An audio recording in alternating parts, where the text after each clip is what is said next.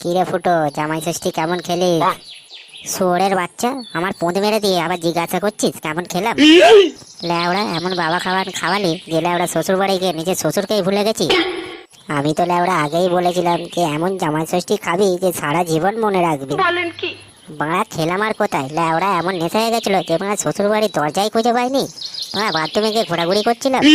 ছি, মান সম্মান সব গাঁথার গাঁড়ায় চলে গেল। কি বলছিস রে ল্যাওড়া, বাথরুমে ঢুকে পড়েছিলি? হ্যাঁ রে বাড়া, শাশুড়ির দিব্যি বলছি। বাড়া আমার শাশুড়ি তো আমার রগত দেখে বলছে আগের বছর থেকে দুটো কুত্তাকে ডেকে বিস্কুট খাইয়ে দেবো, তবু আর আমাকে আর ডাকবে না। খুব মজা লাগছে দাঁত খেলাতে। দাঁড়া, আমারও দিন আসবে, সেই দিন এমন পোঁদ মারবো যে সারা জীবন মনে রাখবি। ওই দেখ ঝন্টু দা এদিকেই আসছে। ফটো মেশিনটা তাড়াতাড়ি লুকিয়ে দে, এই খানকির ছেলে আবার দেখে ফেললে বাপকে গিয়ে বলে দেবে। বাল লোকাবে বাড়া, আসুক না, এমন পোঁদ মেরে দেবো যে বাড়া উঠে ঘরে যেতে পারবে না আর। এই তোরা এখানে কি করছিস রে? এই তো কাকু, একটু বসে হাওয়া খাচ্ছি আর কি। আচ্ছা। ও, হাওয়া খাচ্ছিস? বাহ, তা ভালো ভালো। বলছি তোর হাতে ওটা কি? ও, এটা এটা দূরবীন কাকু। ও আচ্ছা, তা দূরবীন নিয়ে এই দুপুরবেলায় কি করছিস? ওই একটু চাঁদ দেখছিলাম কাকু। শুয়োরের বাচ্চা, এটা দূরবীন? ছেলের বাপকে চোদা শেখাচ্ছিস? আমার তো গাঁড়ে বাল বের হয়নি, আমি কিছুই বুঝতে পারবো না, তাই তো। দাঁড়া, এইখানে বসে গাঁজা খা, তোদের বার করছি। সবই যখন বোঝো তাহলে এতক্ষণ ধরে এটা কি ওটা কি করে এত চোদাচ্ছিল কেন? এ ভাই, বেশি কিছু বলিস না ভাই। ও যদি এক্ষুনি গিয়ে আমার বাবাকে বলে দেয় না, আমার বাবা আমাকে মেরে গাড়ির চামড়া খুলে নেবে একেবারে। ধুর মারা, তুই থাম তো, এ আমাদের ছিড়বে। ল্যাওড়া, আমি কিনা তোদের বাপের বয়সী লোক আর তোরা আমাকে খিস্তি করলি? আচ্ছা ঠিক আছে, আমি এক্ষুনি যাচ্ছি তোদের তিনজনের বাড়ি, আর তোদের সবার বাপকে যদি না বলতে পারি আমার নামও ঝন্টু নয়। তোকে ল্যাওড়া বারবার ধরে বললাম মেশিনটা লুকিয়ে দে। বাংলা এখন যদি বাপকে গিয়ে বলে দেয় তাহলে আমার গাঁড়ের ছাল থাকবে তো? বাংলা মেশিনটাতে লুকিয়ে দিলেই ঝামেলা মিটে যেত। আরে বাড়া, তুই অত ভয় পাচ্ছিস কেন বলতো? আমরা তিনজনে গিয়ে বাবাকে বলবো আমরা খাইনি, ব্যাস, বাবা আমাদের কথা বিশ্বাস করবে না তো কি ওই বালটার কথা বিশ্বাস করবে?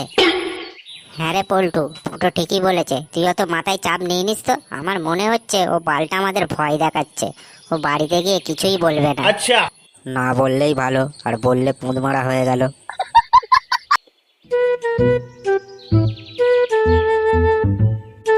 আরে ওটা মদন দা আসছে না? কথাটা বলতে হবে দেখছি। ইরে জন্টু, এরম রাস্তার মধ্যিখানে কাকতারুয়ার মতো দাঁড়িয়ে আছিস কেন? মদন দা, তোমার সাথে না কিছু কথা ছিল। আমার সাথে? কি কথা রে? এই একটু আগে বুঝলে তো, আমি ওই জঙ্গলের দিকে যাচ্ছিলাম, ফুটো আর ওর কয়েকটা বন্ধু মিলে বসে দেখি গাঁজা খাচ্ছিল। দেখো, এই 2 দিন আগে ছেলেগুলো ল্যাংটো পথে রাস্তায় ঘোরাঘুরি করছিল, আর এখন ছেলেগুলো রাস্তায় বসে গাঁজা খাচ্ছে। তোমার মান সম্মানটা কোথায় দাঁড়িয়েছে একবার ভাবতে পারছো?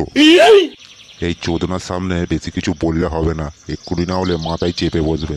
আর ওই ফুটোকে তো আমি ঘরে গিয়ে দেখছি। কি হলো মদন দা, কিছু ভাবছো নাকি? আচ্ছা একটা কথা বলতো, ওরা মদ খাক আর গাঁজাই খাক, তোরও তো মাথা ব্যথা কিসে? তুই তো নিজের চরকায় তেল দে না। নিজে তো মনে একটাও বিয়ে করলি না, বুড়ো কার্তিক হয়ে খালি এর জানলায় ওর জানলায় উকি মারছিস। একটা ছেলে জন্ম দিবি তবে তো মর্মটা বুঝবি। বলেন কি? আরে না গো মদন দা, আসলে রাস্তার ধারে খাচ্ছিল তো, তাই তোমার মান সম্মান। আরে রাখতো ল্যাওড়া তোর মান সম্মান নিয়ে কি স্বর্গে যাবি? মেলায় না ফ্যাচ ফ্যাচ করে শর্ত থেকে আমার রাস্তা থেকে, আমার এখন অনেক কাজ আছে। এটা কি হলো? ভাবলাম ছেলের কথা শুনে বাপ একটু গালাগালি দেবে, এ তো দেখছি বাপ ছেলের ওপরে।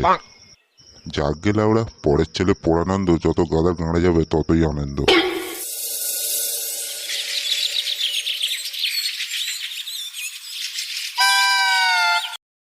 কি হলো, এরকম রাস্তার মধ্যিখানে দাঁড়িয়ে আছো কেন? তোর এখন অনেক বাল বেরিয়েছে তাই না? রাস্তায় বসে গাঁজা খাচ্ছি আর লোক এসে আমাকে বলে যাচ্ছে। চিন্তা করি না, খুব তাড়াতাড়ি নিমতলা যাওয়ার সময় হয়ে যাবে। কি উল্টো পাল্টা কথা বলছো তুমি? তুমি কি মানে মদ পথ খেয়ে এসছো নাকি বলো তো? কি বললি শুয়োরের বাচ্চা? আমি মদ খেয়ে এসছি? শুয়োরের বাচ্চা নিজে রাস্তায় বসে গাঁজা খাচ্ছি আর লোক এসে আমাকে নালিশ করে যাচ্ছে। বেরো খানকির ছেলে। উড়ি বাবারে, কোমরটা মনে হচ্ছে গাঁড় মারা হয়ে গেল রে। শান্তির ছেলে মনে হয় বাবাকে এসে সব বলে গেছে। দাঁড়া, তোর ব্যবস্থা করছি।